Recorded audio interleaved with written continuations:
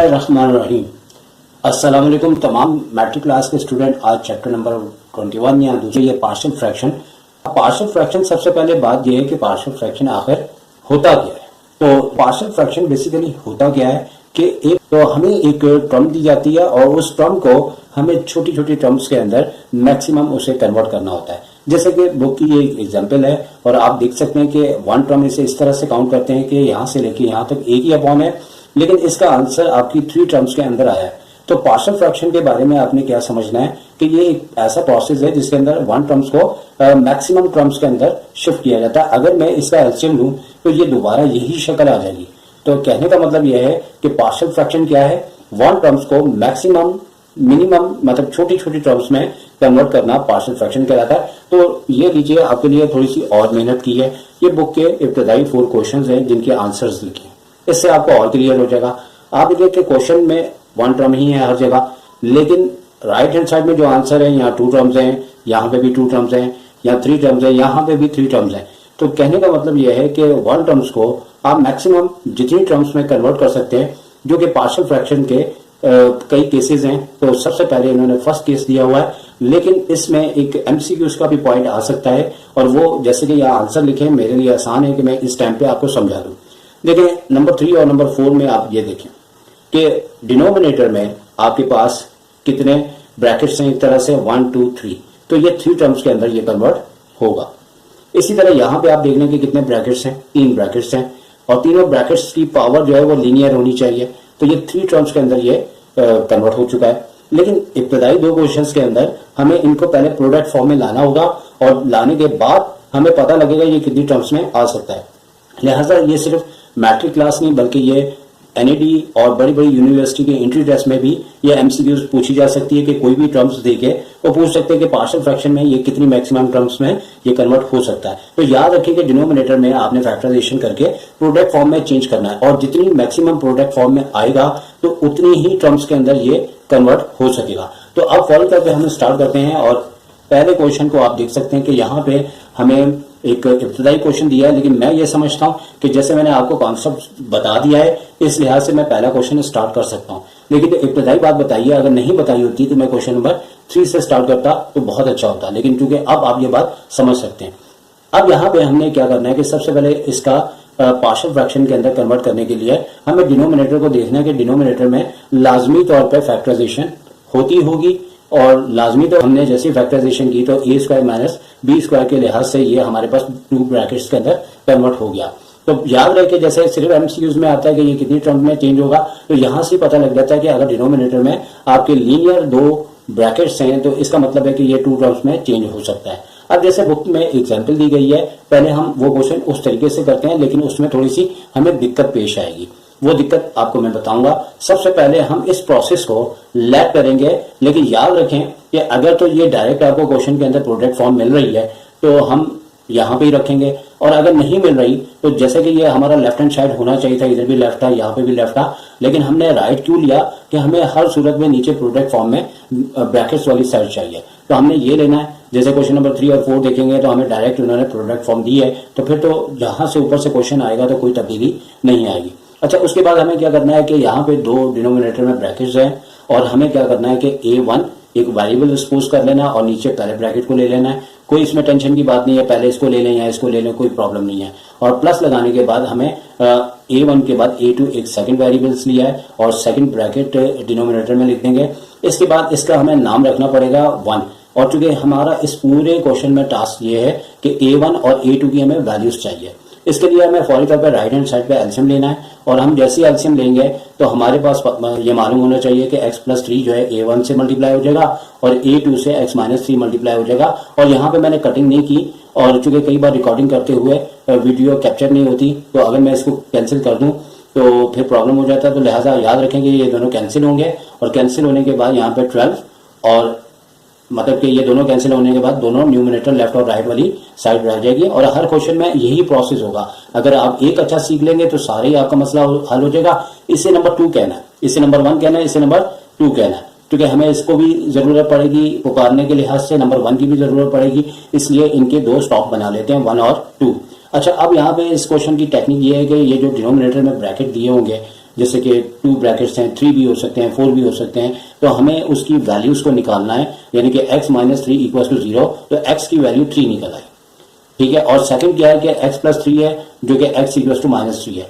हमने करना क्या कि ये जो नंबर 2 हमने कहा है दोनों वैल्यूज को बारी बारी नंबर 2 में रखना है, और जैसे ही हम यहाँ पे इसकी वैल्यूज को रखेंगे, जैसे कि यहाँ पुट कर रहे हैं x equal to 3 in number 2, तो हमें यहाँ पे तो 12 मिल रहा है तो 12 ही रहेगा, लेकिन x की जगह यहाँ पे 3 आ जाएगा और 3 प्लस 3 यानी कि 6 a1 हो जाएगा, a1 वैसे ही रहेगा। और यहाँ पे चूंकि x की जगह जैसे हम 3 रखेंगे तो 3 माइनस 3 से ये 0 होगा, और 0 से जब a2 मल्टीप्लाई होता है तो हमारे पास ये खत्म हो जाता है। और यहाँ से हमें a1 की वैल्यू कैसे निकालनी है कि और लिख के ये लेफ्ट पे और इसे राइट पे लेके, और 6 जो है 12 के नीचे आने के बाद इसका आंसर 2 आ गया, और a1 की वैल्यू हम निकालने में कामयाब हो चुके हैं। और इसी तरह अब हमें जो है x माइनस 3 की वैल्यू नंबर 2 के अंदर, आप ये शक्ल को देख लें, और हमने इसके अंदर वैल्यू रखनी है। लेकिन एक आपको टेक्निक बता दूं कि जब आप x minus 3 equal to value बनाते हैं x इक्वल टू 3, तो याद रखें कि जिसके नीचे ये वैल्यूज होती है डिनोमिनेटर में, जैसे कि फॉर एग्जांपल x माइनस 3 ये वैल्यूज है जिससे आपने बनाई है, तो इस सूरत में होगा यह कि इसी का आंसर मालूम चलेगा और दूसरा वाला हमेशा 0 हो जाएगा। और ये क्वेश्चन आपको सब में ऐसे ही मिलेगा कि अगर आप यहाँ की वैल्यू रख रहे हो तो ये वाला आपका चूंकि मल्टीपल है, 3 माइनस 3 0 हो जाएगा, तो आपका a2 खत्म हो जाएगा, a1 की वैल्यू आ जाएगी। अब जैसे x प्लस 3 की वैल्यू हम जैसे ही रखेंगे, यानी कि जो कि माइनस 3 आ रही है, तो इस तरीके से हमारा जो है a1 का जो है वो कोफिशिएंट 0 हो जाएगा आपको। तो जैसे कि यहाँ देख रहे हैं कि put x equal to minus 3 in number 2, तो जैसे नंबर 2 हमारे पास स्टेटमेंट था जो कि पहले आपको दिखाया गया, वहां ही हमने वैल्यू रखी है, तो 3 माइनस 3 कैंसिल होकर 0 हो गया जैसे कि आपको बताया गया था, और यहाँ पे माइनस 3 करके माइनस 6 आया। तो इस तरीके से हमने a2 की वैल्यू निकाल ली। अब हमने क्या करना है कि पुट करना है, a1 हमारे पास जो है वो 2 आया था और a2 हमारे पास माइनस 2 आया था। और जैसे कि नंबर 1 हमने यहाँ पे शक्ल रखी थी कि नंबर 1 के अंदर हमने वैल्यूज रखनी है, जैसे कि आपको दिखा देते हैं कि यहाँ पे क्वेश्चन जो सेम टू सेम है लेफ्ट हैंड साइड वो आ चुका है, और x माइनस 3 था, इधर a था जिसकी जगह a1 था जिसकी जगह 2 आ चुका है, और x प्लस 3 के ऊपर a2 था जिसकी जगह माइनस 2 आ चुका है। तो आप अपने क्वेश्चंस को देखते हुए ये बासानी कर सकते हैं। इसके बाद क्वेश्चन नंबर 2 पे हम आते हैं, और 2 पे भी बिल्कुल यही टेक्निक होगी, लेकिन अब चूंकि इसके लिए मैट्रिक की जो आपने फैक्टराइजेशन पढ़ी है, आपको वो बहुत ही अच्छी किस्म की फैक्टराइजेशन आनी चाहिए, क्योंकि फैक्टराइजेशन में आपको पता है कि यहाँ पे मिडिल टर्म को ब्रेक करेंगे, और जैसे हम मिडिल टर्म को ब्रेक करेंगे तो लेफ्ट हैंड साइड तो वैसे क्या वैसे ही आ रहा है, लेकिन यहाँ पे 3 1 3 होता है, तो माइनस 3 में से 1 जब हम प्लस करेंगे तो हमारे पास माइनस का 2 आ जाएगा। इसके लिए आप प्लेलिस्ट के अंदर फैक्टराइजेशन 9th क्लास की मौजूद है। अगर आप मिडिल टर्म ब्रेकिंग को भूल चुके हैं तो वो आप सीखें, और सीखने के बाद इसमें कई बार ऐसा आने के चांसेस हैं। और 9th टर्म हमने ब्रेक किए, और ब्रेक करने के बाद हमारे पास यहाँ पे हमने इन दोनों में से x कॉमन लिया तो x माइनस 3 आ गया, प्लस 1 कॉमन लिया तो x minus 3 same to same रहा। अब इसके बाद हमने x माइनस 3 जैसे ही कॉमन लिया, ऊपर न्यूमरेटर में कुछ भी नहीं करना, तो आपके पास x माइनस 3 x प्लस 1 आ गया। अब जैसे कि मैंने पहले कहा था कि हमें नीचे जो है प्रोडक्ट फॉर्म चाहिए, तो क्वेश्चन के अंदर ये एडिशन फॉर्म दिया है, तो वक्ती तौर पे हम इसे हटा के, जो कि देखो दोनों इक्वल है, तो ये वाली शक्ल यहाँ पे लिख लेंगे। और जैसे कि आपको बताया था कि नीचे 2 ब्रैकेट है, अब मैं उस टेक्निक से बता रहा हूँ जो कि बुक में लिखा है a1 a2 a3। तो हम जब पढ़ा करते थे तो हम a b c लिखते थे, आप a b c लिखेंगे तो आपको इस क्वेश्चन में काफी ज्यादा आगे जाके आसानी होगी, और कोई गलती नहीं है बुक वाली टेक्निक में, क्योंकि a1 कहीं पे भी a2 या a1 में घपला हो सकता है। तो आप इसे a बोल दो, इसे b बोल दो, जैसे x माइनस 3 है वो इसके नीचे आ गया, x प्लस 1 इसके नीचे आ गया। अब उसके बाद जैसे हमने पहले किया था, इस साइड हम एलसीएम लेंगे, तो ये वाला ब्रैकेट a से मल्टीप्लाई हो जाएगा और ये वाला ब्रैकेट b से मल्टीप्लाई हो जाएगा, और मल्टीप्लाई होने के बाद यहाँ पे आपने इसकी और इसकी कटिंग कर देनी है। मैं कटिंग नहीं कर रहा, फिर मैं बता रहा हूँ कि इसकी और इसकी कटिंग कर देनी है आपने, और कटिंग करने के बाद आपके पास 4 ब्रैकेट में x माइनस 4 a और ये वाला ब्रैकेट प्लस b और ये वाला ब्रैकेट रहेगा, और नीचे वाले कैंसिल कर दिए जाएंगे। फर्दर प्रोसेस हमने कर दिया, जैसे हमने कहा इसे नंबर 2 कहेंगे, और पहले की तरह जो डिनोमिनेटर में ब्रैकेट है x प्लस 1 से वैल्यू आपकी x माइनस 1 आ गई, और x माइनस 3 से वैल्यू आपकी x3 आ गई, जो कि हमें बारी बारी नंबर 2 के अंदर पुट करनी है। और जैसे हम पुट करेंगे तो एक हमारे पास है, मतलब a है, तो a के आगे जो ब्रैकेट है यहाँ पे जब -1 वैल्यू रखेंगे तो 1 से 1 कैंसिल होकर 0 हो जाएगा, और दूसरा जो x है वहां पे -1 रखेंगे तो b की वैल्यू को निकालने में हम कामयाब हो जाएंगे। आप अब जो b है उसके बाद सेकंड x माइनस 3 से x इक्वल टू 3 बना, जो कि नंबर 2 में। अब हमें इसी प्रोसेस के अंदर x की जगह हमने वैल्यू जो है वो प्लस का 3 रखना है, और इधर भी 3 रखा है, तो देखें इस टाइम 3 से 3 कैंसिल हुआ और b 0 हो गया। तो जैसे कि मैंने कहा कि आप जो आप ब्रैकेट रखेंगे उस लिहाज से जो है उस वेरिएबल्स की वैल्यू आ जाएगी। वैल्यू रखने से आपने जीरो किया तो आपको पता बी का मल्टीपल जीरो हो तो ये जीरो ही हो जाता है, और यहाँ से ए की वैल्यू हमने निकाल ली और क्या आई, माइनस क्या 1 आ चुका है। अब हमने क्या करना है कि पुट करनी है ए की वैल्यू -1 और बी की वैल्यू 5 इन नंबर 1।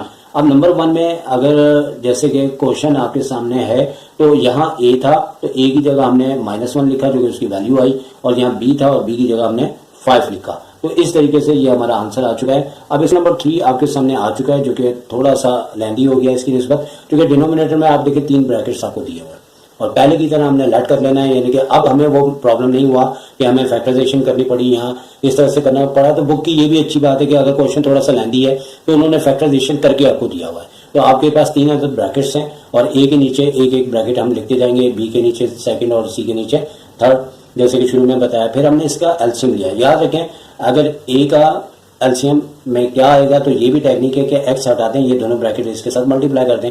इसी तरह बी के साथ क्या आएगा, ये वाला ब्रैकेट हटा दें, एक्स और एक्स -1 इसके साथ मल्टीप्लाई हो जाएगा। इसी तरह सी के साथ क्या आएगा कि एक्स -1 हटा दें और एक्स -2 मल्टीप्लाई हो जाएगा। फिर ये नीचे वाले कैंसिल होने के बाद इसको नंबर 2 कहेंगे, और इस बार हमारे पास यहाँ पे 3 वेरिएबल्स हैं, 3 ब्रैकेट्स हैं। तो यहाँ से x अगर यहाँ पे कोई कांस्टेंट साथ नहीं है तो उसकी वैल्यू 0 है, और x -2 से वैल्यू x2 आ जाएगी और x -1 से वैल्यू x1 आ जाएगी, जो कि नंबर 2 में आपने बारी बारी रखना है। और बारी बारी रखने से एक बार a की वैल्यू आ जाएगी, बिल्कुल उसी तरह जैसे कि हम यहाँ पे कर रहे हैं। इस टाइम चूंकि क्वेश्चन लेंदी था तो हमने ये टेक्निक की है कि अगर हमने यहाँ से x की वैल्यू 0 रखी है तो हमें ये देखना है कि x किसके नीचे है, a के नीचे है। तो याद रखें b और c दोनों 0 हो जाएंगे, और 0 होने के पीछे क्या वजह है कि जब हमारे पास b के साथ x मल्टीप्लाई हो रहा है तो x अगर 0 है और c के साथ भी x 0 है तो ये 0 इन इस पूरी टर्म को और इस टर्म को 0 कर देगा। तो बजाय हम वैल्यू रखने के इस बात को जहन में रख लेंगे कि अगर हम x की वैल्यू रख रहे हैं तो b और c के दोनों टर्म हमारे पास 0 आ जाएंगी और a की वैल्यू यहाँ से निकलेगी जो कि क्या आ रही है, 3 आ रही है। इसी तरह हमने x -2 की से वैल्यू निकाली, x = 2 जो सेकंड के अंदर पुट करेंगे, वहां से b हमारे पास 2 आएगा, और थर्ड वैल्यू x -1 यानी कि = 0, यानी x को 0 के इक्वल कहना है, ये भी नोट कर ले, और 1 इसकी वैल्यू आई है। और x की ये वैल्यू हमने नंबर 2 के अंदर दोबारा पुट की है, और पुट करने के बाद हमारे पास तीसरा वेरिएबल c = -4 आ चुका है।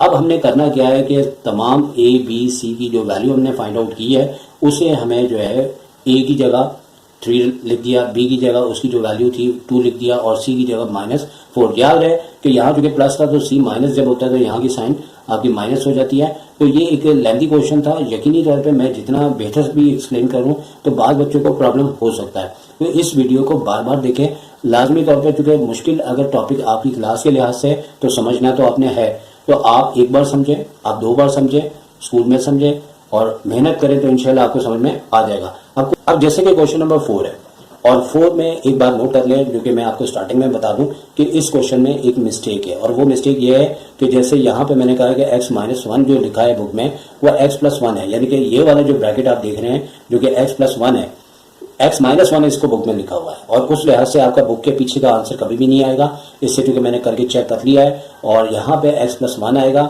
इसे आप करेक्ट करें और फिर आपका बुक का आंसर आ जाएगा। तो अब यहाँ पे 3 ब्रैकेट हमें ऑलरेडी मिल रहे हैं। अगर मैं कहूँगा इस क्वेश्चन में क्या तब्दीली है तो तब्दीली सिर्फ ये है कि x के साथ इस बार 2 नंबर मल्टीप्लाई हो रहा है, अदरवाइज बिल्कुल पहले क्वेश्चन की तरह है, और तीनों ब्रैकेट्स मिल रहे हैं तो 3 टर्म्स में ये कन्वर्ट होगा, और a अपॉन पहला ब्रैकेट, b अपॉन दूसरा, c अपॉन तीसरा। और एलसीएम लेने के बाद जैसे कि मैंने पहले एक्सप्लेन कर लिया है, अगर आप स्टार्टिंग से वीडियो देख रहे हैं तो आपको ये बात आप बताने की जरूरत नहीं है। ये दोनों कैंसिल होने के बाद इससे नंबर 2 कहेंगे, और फिर x की तीनों वैल्यूज को हम निकालेंगे। लेकिन यहाँ याद रहे कि ये जैसे 2x -1 = 0 का है तो x की वैल्यू आपके पास +1/2 आई है, जिसे हमने नंबर 2 में बारी बारी करके वैल्यूज को रखना होगा।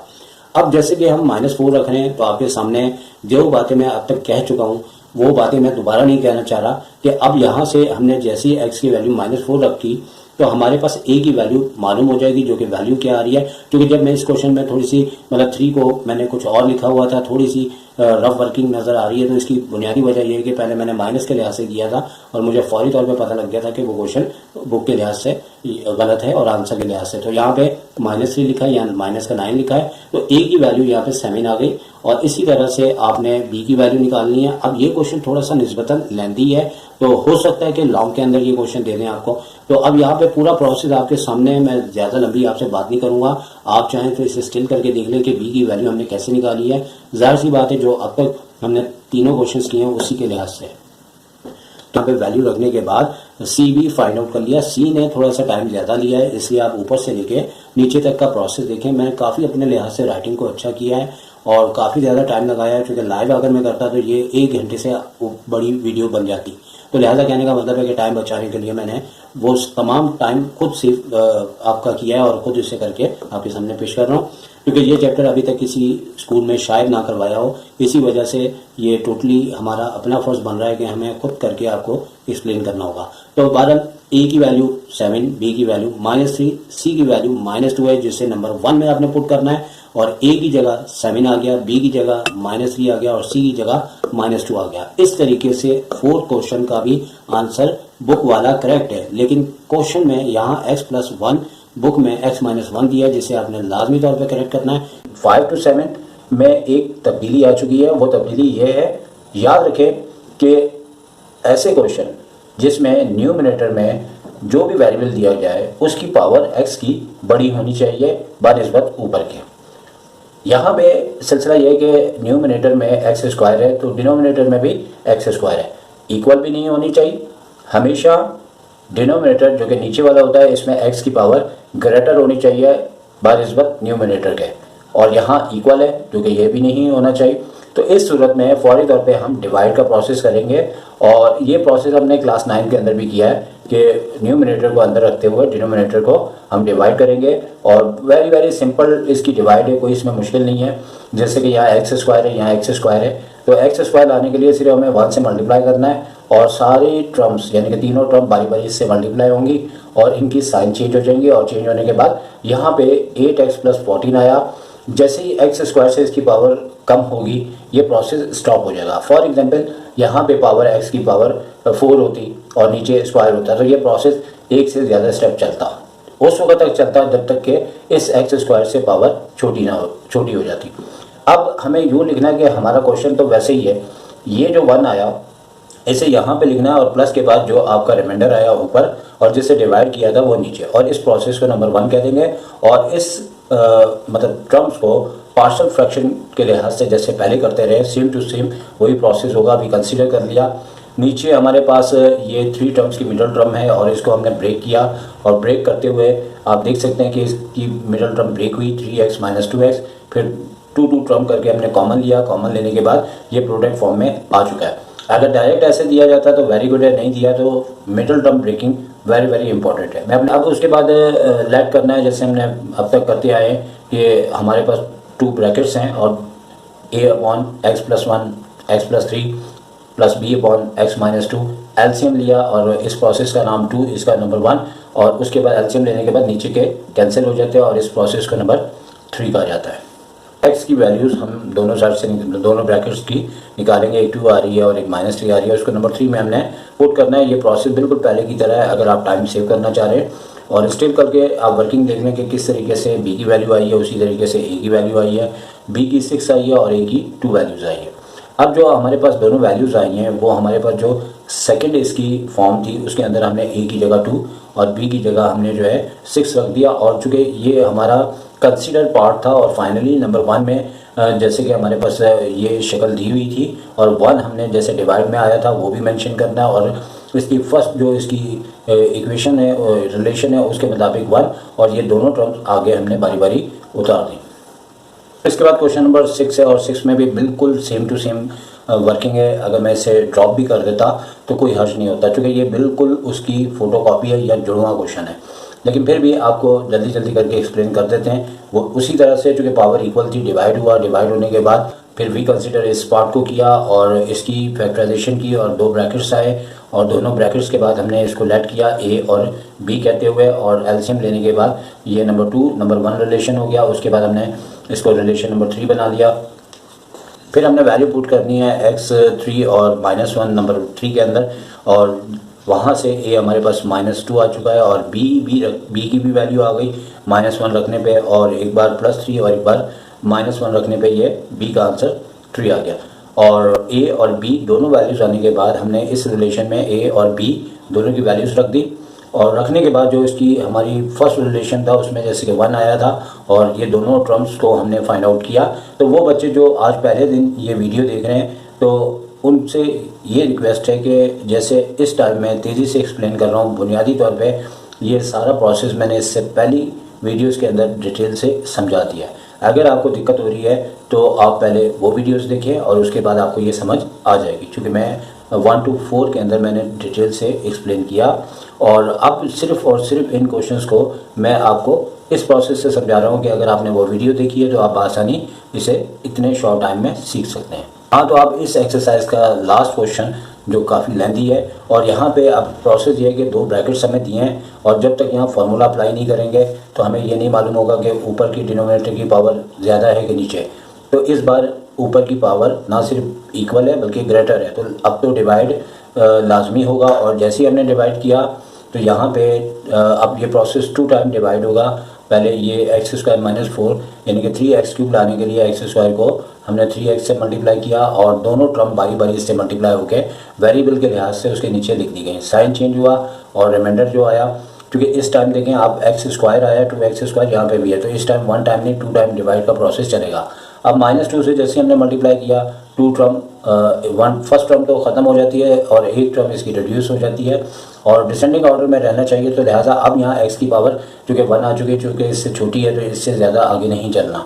अब हमारे पास सिलसिला ये हुआ कि ये प्रोसेस जो है वो इस रिलेशन के इक्वल आ गया और इसे नंबर 1 कह दिया। और इस पार्ट को कंसीडर करते हुए पहले की तरह a और b 2 ब्रैकेट थे, हमने सपोज किया एलसीएम लिया। एलसीएम लेने के बाद हमने इसको नंबर 3 कह दिया और 3 कहने के बाद हमने x + 2 और x - 2 की वैल्यूज़ निकालते हुए -2 और +2 दोनों को नंबर 3 में बारी बारी रखा, जिससे कि b = -5 और a = 1 आ चुका है। और जैसे कि क्वेश्चन नंबर 5, 6 वैसे ही 7 है। ये सबसे पहले रिलेशन नंबर 2 लेंगे जो कि हमने कंसीडर किया था और यहाँ से a की जगह 1 और b की जगह -5 आते हुए ये हमारा रिलेशन नंबर 2 कंप्लीट हो चुका है। अब नंबर फर्स्ट रिलेशन जो कि हमारा क्वेश्चन था सेम टू सेम यहाँ उतार दिया गया और जैसे हमने डिवाइड किया था तो 3x - 2 हमें हासिल हुआ था और ये रिलेशन आपकी नेक्स्ट टर्म और ये वाली उससे नेक्स्ट टर्म। और इस तरीके से ये कह सकते हैं कि इसका जब पार्शियल फ्रैक्शन बनाया गया तो ये 4 टर्म्स के अंदर हमने ब्रेक किया। याद रखें कि अगर हम इसका एलसीएम लेंगे तो दोबारा ये शक्ल आ जाएगी। और स्टार्टिंग में मैंने कहा था कि पार्शियल फ्रैक्शन के मीनिंग है कि एक बिग मतलब बड़ी एक टर्म को छोटी छोटी मैक्सिमम टर्म्स में इसके केसेस के मुताबिक जितना किया जा सके उसे करना पार्शियल फ्रैक्शन कहलाता है। और इस तरह से हमारी एक्सरसाइज 21.1 के और क्वेश्चन आपकी खिदमत में पेश करती है और इंशाल्लाह नेक्स्ट एक्सरसाइज भी अनकरीब आपको मिल जाएगी। सर शायद को इजाज़त दीजिए। टेक केयर, अल्लाह हाफिज़।